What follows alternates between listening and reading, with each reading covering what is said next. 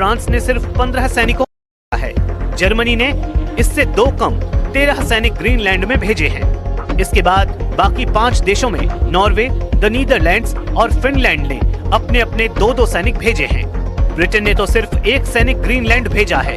वहीं स्वीडन ने अपने सैनिकों की गिनती तक नहीं बताई है। ग्रीनलैंड की अपनी कोई सेना नहीं है। डेनमार्क के भी सैनिकों की ग्रीनलैंड में मौजूदगी सैकड़ों में है।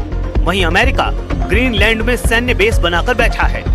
अमेरिका का पिटुफिक स्पेस बेस, जिसे पहले थुले एयर बेस कहा जाता था, ग्रीनलैंड के उत्तर पश्चिम में है। मिसाइल बेस वार्निंग सिस्टम तैनात कर रखा है।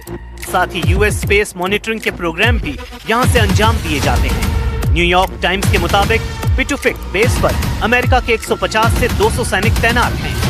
ग्रीनलैंड में पावर बैलेंस फिलहाल भले ही बराबर दिख रहा है, लेकिन अमेरिका जिस वक्त चाहेगा ग्रीनलैंड को हथियारों से पाट देगा।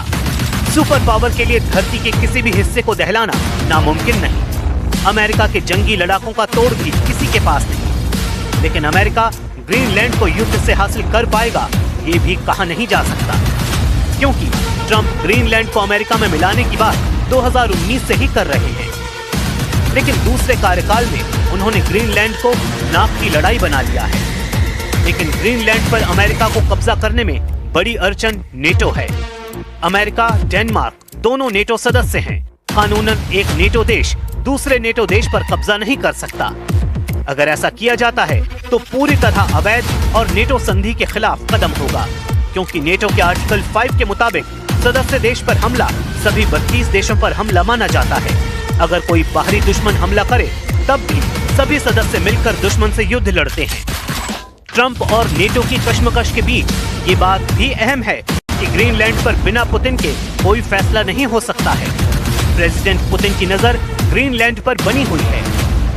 उन्होंने अब तक ग्रीनलैंड पर अपने प्लान का पर्दाफाश भी नहीं किया है, जबकि ट्रंप बार बार ये कह रहे हैं कि रूस और चीन ग्रीनलैंड को हड़पने जा रहे हैं। कुल मिलाकर ग्रीनलैंड का भविष्य अब ट्रंप और पुतिन के हाथों में है। जाहिर है पुतिन अगर कमिटमेंट कर चुके हैं तो ग्रीनलैंड को यूक्रेन बनने में देर नहीं लगने वाली।